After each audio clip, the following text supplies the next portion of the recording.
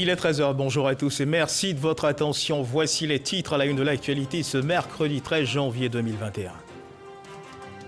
Le ministre du Commerce et de l'Industrie annonce la suspension de l'augmentation des prix de l'huile de table et de la farine de blé qui, selon les professionnels de ce secteur, devait connaître une augmentation le 15 janvier, dans 2 jours donc. Annonce faite hier au cours d'une conférence de presse, une annonce qui rassure. Le point avec Jean-Louis Gbagbo en ouverture de journal. À l'image des grandes métropoles, le district d'Abidjan veut se doter d'une ville nouvelle dénommée Aquaba City, un projet pour faire face à la forte urbanisation non maîtrisée qui touche le Grand Abidjan. Un groupe privé et gouvernement ont signé pour la mise en œuvre du projet. En Centrafrique, des tirs ont été entendus ce matin à l'entrée de Bangui, la capitale. Les affrontements ont débuté vers 6 heures. Des tirs qui, selon le Premier ministre, seraient la conséquence d'une tentative menée par les assaillants sur plusieurs fronts en vue de rentrer dans Bangui.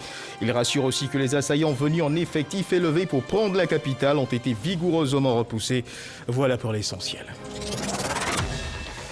Oui, bonjour à tous. On ouvre ce journal avec cette nouvelle qui devrait réjouir le cœur des consommateurs que vous êtes.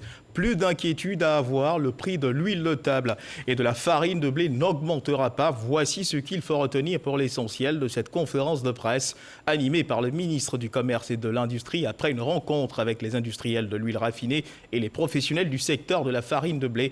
Après les folles rumeurs d'une hypothétique augmentation des prix de ces denrées alimentaires qui ont couru sur la toile, le ministre du Commerce et de l'Industrie rassure les consommateurs et les assure que le gouvernement travaille à la protection de leurs intérêts. Jean-Louis Gbagbo. C'est un ouf de soulagement pour les ménages et les consommateurs. Le prix de l'huile de table et de la baguette de pain n'augmenteront pas, du moins pour le moment.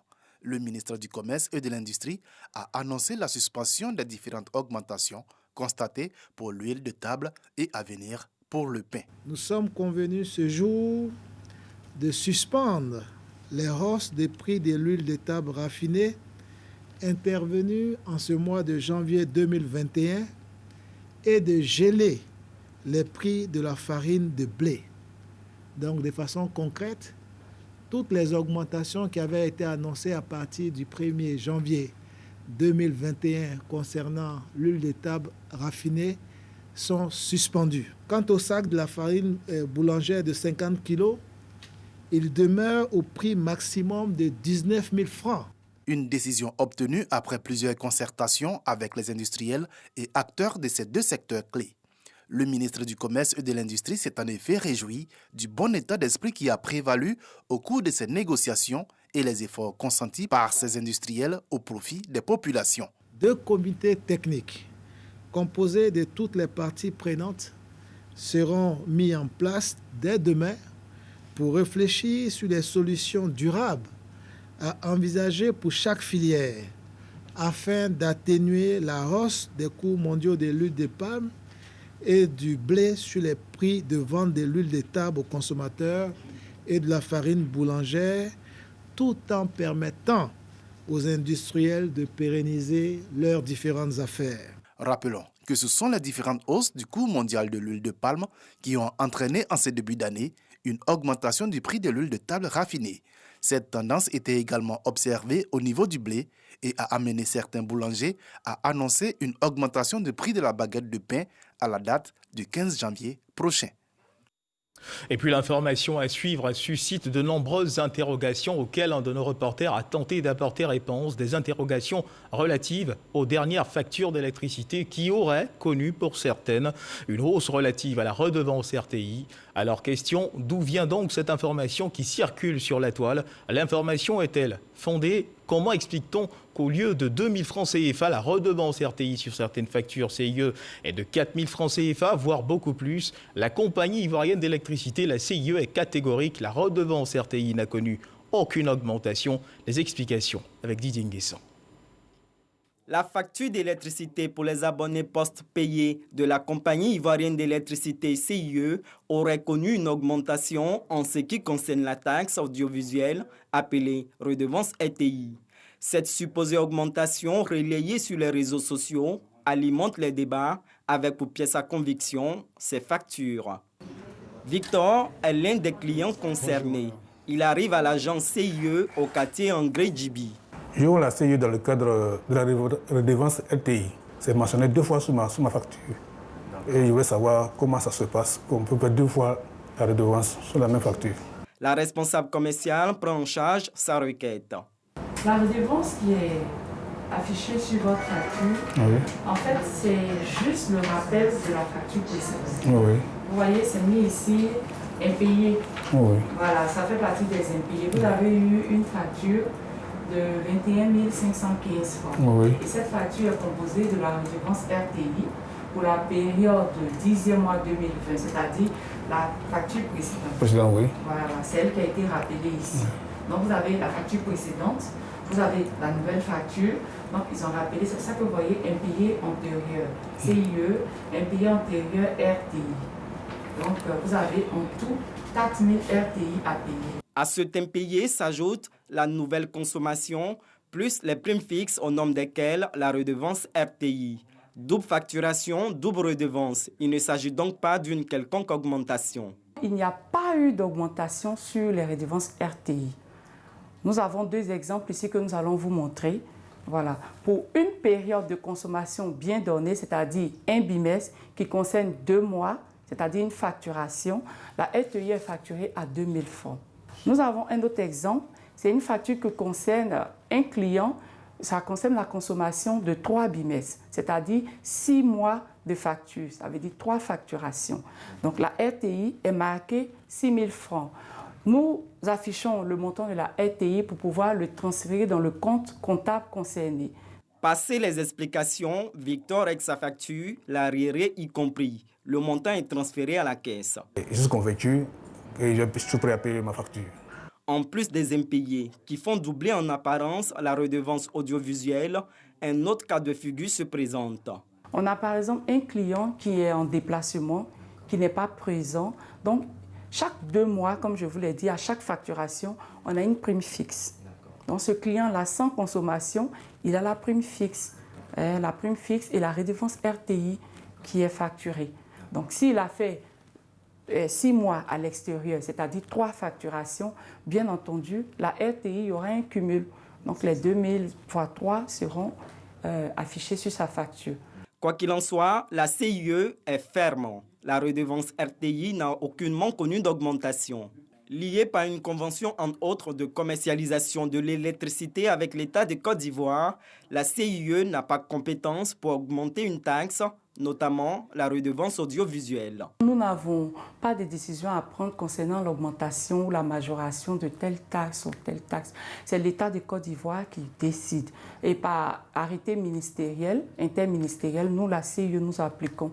La redevance RTI est facturée à 2 francs CFA par kilowattheure pour les abonnés au tarif social basse tension et à hauteur de 2 000 francs CFA pour les autres abonnés. Cette tarification reste inchangée. Et quittons les parvis de la compagnie ivoirienne d'électricité pour une autre interrogation. L'on note plusieurs effondrements d'immeubles à Abidjan. À qui la faute? Pour tenter de comprendre cette réalité, suivons ensemble cet élément de Cheikh Koné. Ces images sont celles d'un occupant de cet immeuble à Yopougon-Ananéré.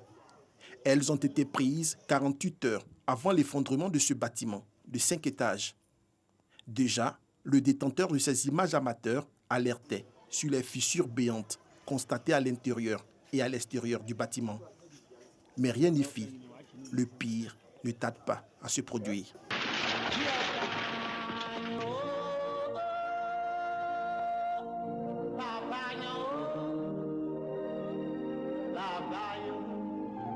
D'abord, ça là même là, c'était une maison basse. On ne sait pas quelle bête qui les a piqués. Bon, ils ont commencé à enchaîner de vitesse en vitesse jusqu'à aller qu'on appelle à R+5. Alors c'est ce qui n'est pas normal.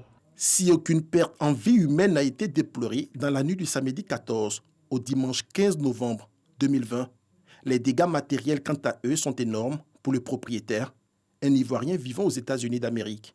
Ce drame lui a fait perdre un investissement de 350 millions de francs CFA. Mais il n'est pas la seule victime.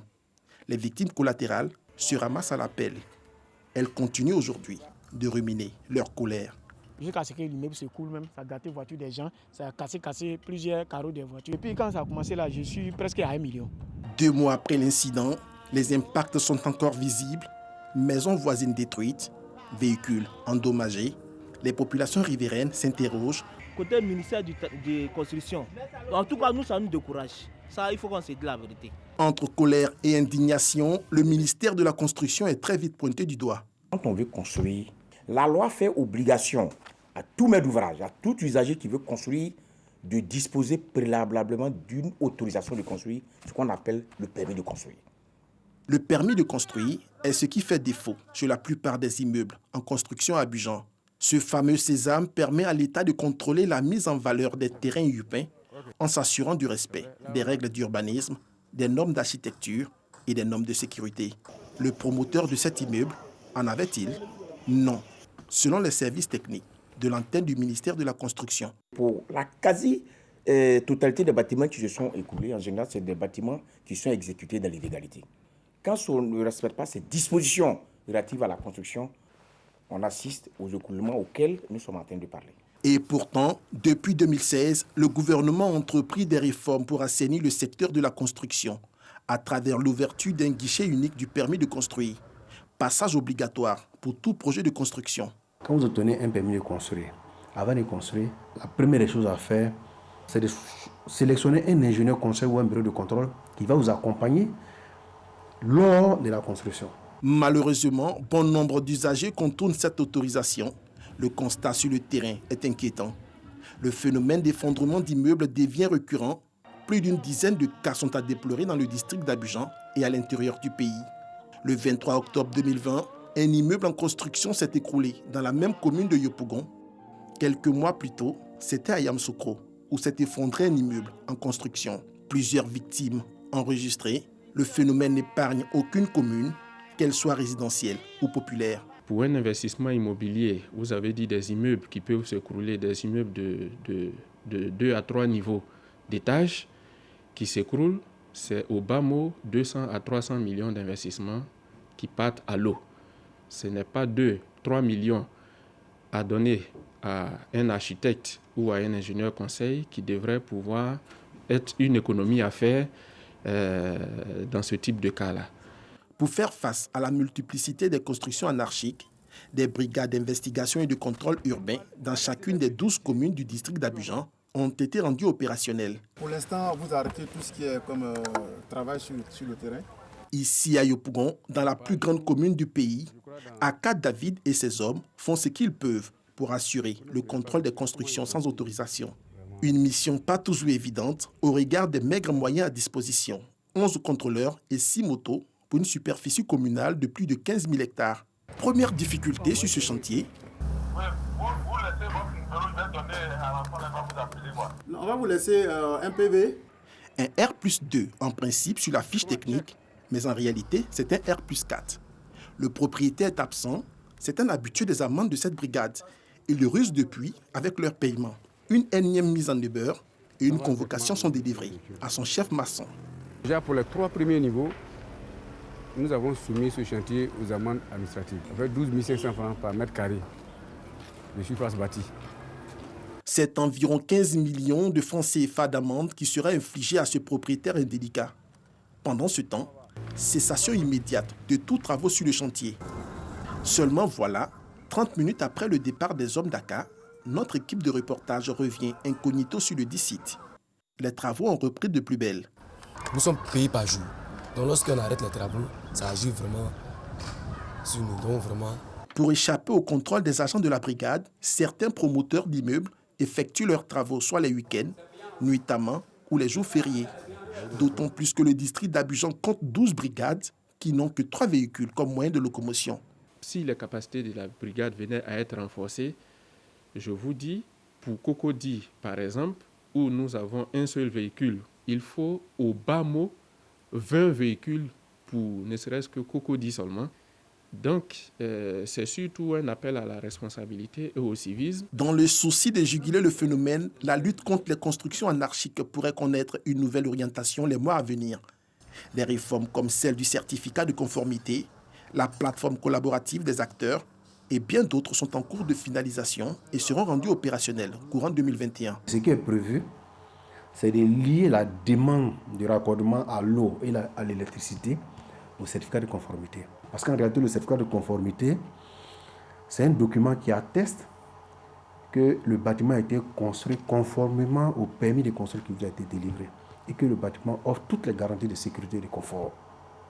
Il est délivré avant de mettre en exploitation le bâtiment. Pour l'heure, le civisme et le recours aux acteurs clés en matière de construction, c'est-à-dire le bureau d'études, l'ingénieur conseil ou l'architecte, demeure la seule issue pour sécuriser son investissement.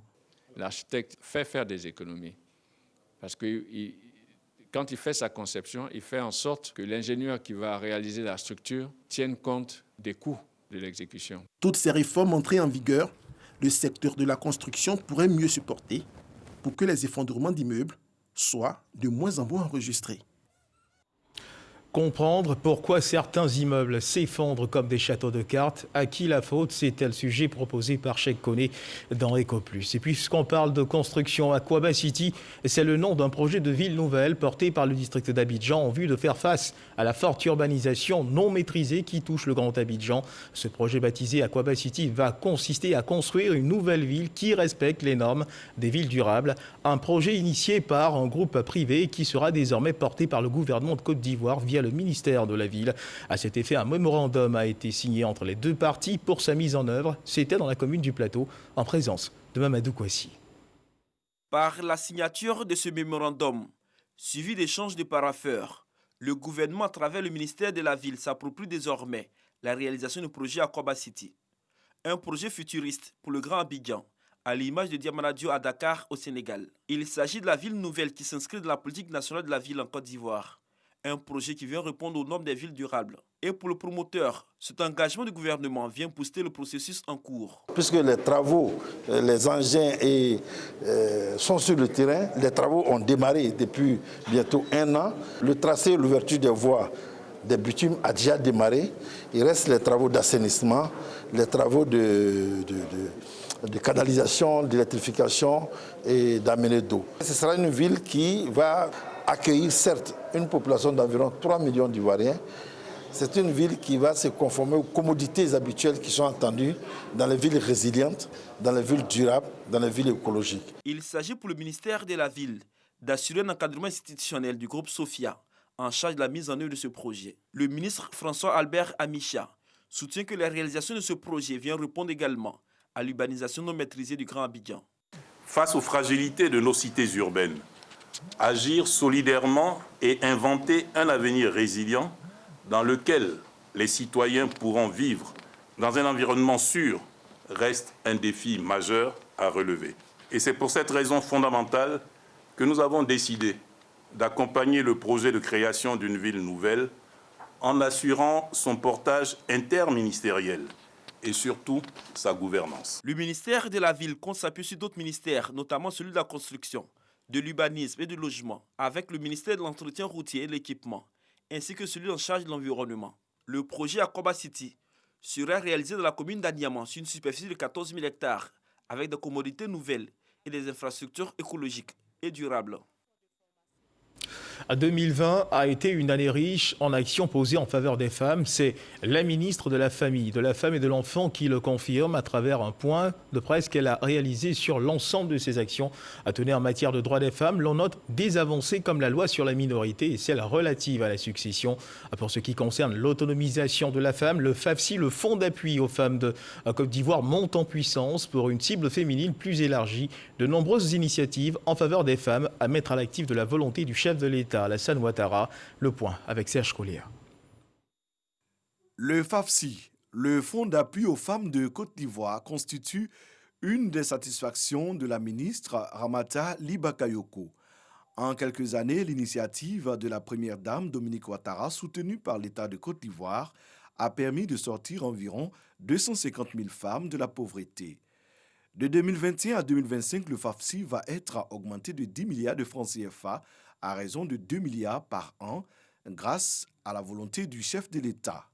Vous avez des femmes qui sont parties de pas grand-chose, je dirais de rien, mais grâce au FAFSI, sont devenues des femmes entrepreneurs qui contribuent au développement de la Côte d'Ivoire. Au plan social, de nombreux acquis en faveur de la promotion de la femme sont à souligner. Entre autres, la loi de la succession qui permet à la femme d'hériter au même titre que l'enfant. Il y a aussi la loi sur la minorité.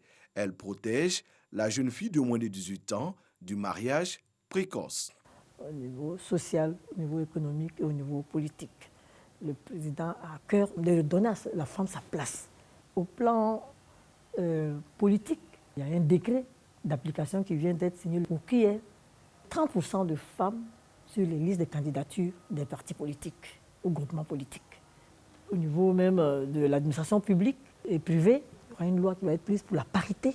Je pense qu'il y aura aussi une ouverture pour les femmes dans le gouvernement. Il y aura sûrement plus de femmes dans le gouvernement. La ministre annonce également le lancement du programme gouvernemental Usine de Côte d'Ivoire. Objectif, créer des unités de transformation semi-industrielle des produits agricoles. Les associations féminines pourront transformer leurs produits et leur donner une plus-value. C'est-à-dire aller à l'ensachement pour faciliter la commercialisation de leurs produits. Donc, vous voyez que le FAFSI intervient encore pour renforcer les capacités de ces femmes au niveau du programme Usine des femmes de Côte d'Ivoire, qui est un programme gouvernemental. En 2021, les perspectives se présentent bien pour les femmes de Côte d'Ivoire. Le ministère se félicite du soutien du chef de l'État dans toutes les actions de promotion et d'autonomisation de la femme. Et gardons les yeux fixés sur les avancées offertes aux femmes pour une émancipation réussie. Dans certains métiers, en particulier les métiers dits masculins, il n'est pas vraiment facile pour elles d'évoluer. Certains obstacles continuent de se dresser sur leur chemin. Cas de la gendarmerie nationale, le commandant supérieur de la gendarmerie nationale, le général Apalo Touré, a d'ailleurs présenté hier mardi les conclusions de ses travaux de recherche sur son institution portant sur l'intégration des femmes dans un métier masculin.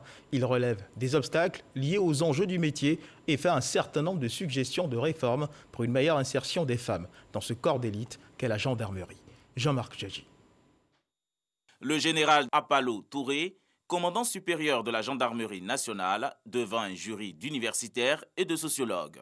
Il expose les résultats de son étude scientifique sur l'intégration des femmes dans le métier masculin qu'est la gendarmerie. Selon lui, les femmes sont victimes, par exemple, d'une rude concurrence de la part des hommes et d'une appréhension liée à la dureté du métier de gendarme. Des représentations qui ont d'ailleurs retardé l'avènement des gendarmes féminins au sein de notre institution sont de nature à complexifier les rapports sociaux.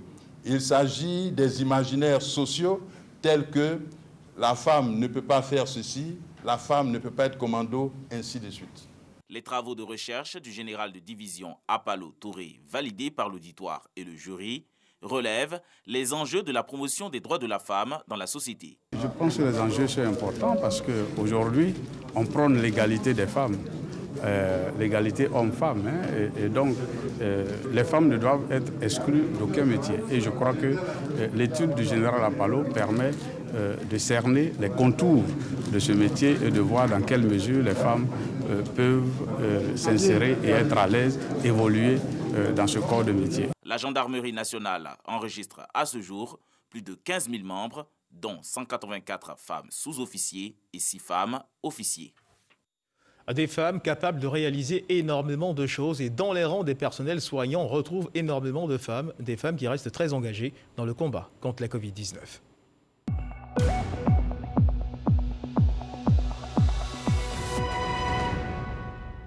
Parlons justement de lutte contre la Covid-19. Le ministère de la Santé et de l'Hygiène publique a enregistré à la date d'hier, mardi 12 janvier 2021, 292 nouveaux cas de Covid-19 sur 1634 échantillons prélevés, soit 17,9% de cas positifs, 72 guéris et un décès. À la date du 12 janvier 2021, la Côte d'Ivoire compte donc 24 186 cas confirmés, dont 22 740 personnes guéries, 140 décès et 1306 cas actifs. Le nombre total d'échantillons est de 283 759. Et toujours en rapport avec cette actualité, sachez que le ministère de la Santé et de l'Hygiène publique rappelle que l'épidémie publique n'est pas encore terminée. Il exhorte les populations au respect des mesures barrières, notamment le port du masque dans les espaces qui accueillent du monde et les transports en commun pour stopper la transmission du virus. Un autre virus contre lequel il faut absolument trouver remède, le virus de la violence et ses effets collatéraux. Souvenez-vous, au cours de la période électorale entourant la présidentielle, des bus de la Sotra avaient été pris à partie par des manifestants en colère, bus saccagés, vandalisés et brûlés. En réaction, la Société des transports d'Abidjan avait décidé de limiter sa couverture de certaines zones, notamment de la commune de Yopougon. Le palabre, les discussions, la difficile décision aujourd'hui semblent loin derrière. La situation a été résolue à la mairie de Yopougon. Société de transport abidjanais, autorités municipales et associations de jeunesse se sont mis d'accord pour la protection des bus. C'est bien public. Et la bonne nouvelle, le trafic à plein régime dans la commune devrait reprendre après un accord obtenu entre toutes les parties. Lansini Bakayoko. La suspension du trafic au niveau de la Société des transports abidjanais est un lointain souvenir pour la population de Yopougon. La compagnie, les autorités municipales, les couches socio-professionnelles et les associations se sont parlé pour mettre fin à la souffrance des usagers. Par rapport aux troubles qu'il y a eu dans le pays dernièrement, la Sotra a perdu près de 62 bus. C'est plus de 2 milliards de pertes.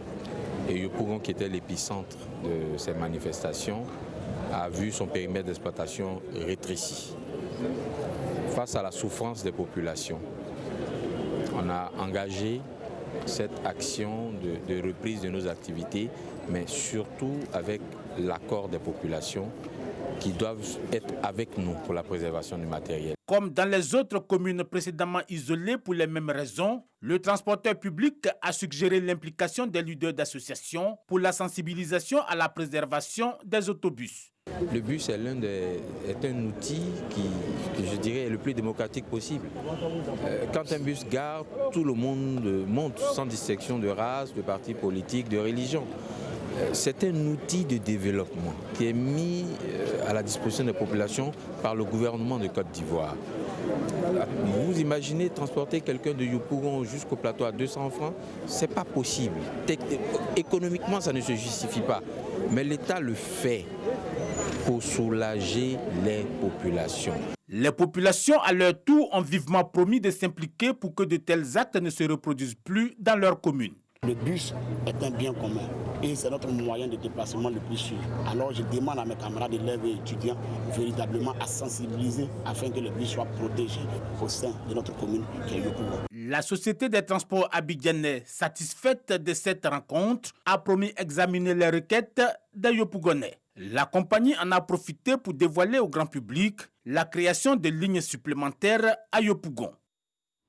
Et voilà, après des moments de friction, les esprits sont donc réconciliés. Tout devrait donc bien aller désormais pour les usagers de la Sotra de la commune de Yopougon, ce qui est certainement dû aux prières qui ont été dites dans la commune par les fidèles chrétiens de l'église USO de Yopougon-Atier. Remerciements adressés à Dieu pour les avoir gardés et protégés au cours de l'année écoulée et pour lui confier la nouvelle année.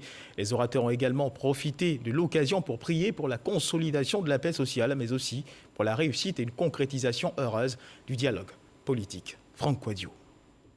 Des chants et des prières, rendre grâce à Dieu pour ses bienfaits durant l'année écoulée.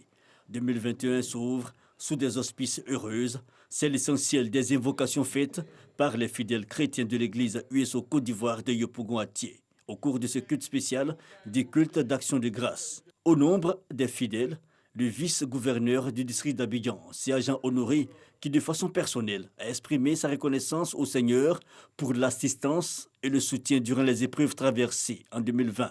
Avec lui, plusieurs fidèles ont remercié le Créateur dans ce sens sous l'impulsion d'hommes de Dieu venus d'Abidjan et de l'intérieur du pays. La Bible nous recommande, quand on a été béni par Dieu, en retour de lui être reconnaissant. Et aujourd'hui, je suis venu avec tous mes frères chrétiens dire merci à ce grand Dieu. Un message auquel s'adjoint celui d'intégrer dans notre quotidien la vulgarisation du message de paix tel que voulu par le président de la République. L'orateur du jour, le révérend Simeon Gueux, président national des églises USO de Côte d'Ivoire, abonde dans le sens du respect, des vertus du Christ, l'humilité, la repentance et la reconnaissance. C'est le témoin de tous les chrétiens, toute la communauté, pour dire merci à Dieu.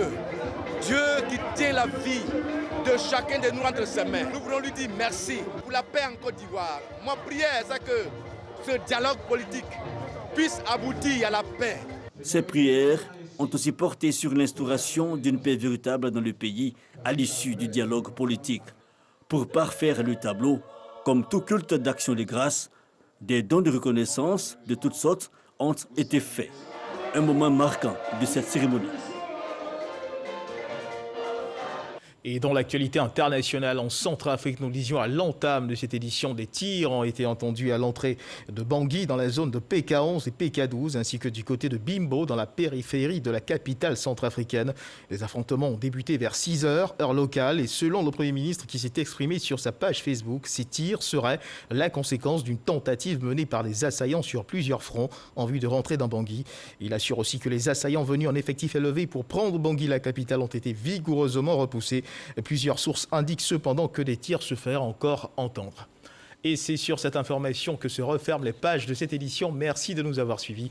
Dieu garde la Côte d'Ivoire.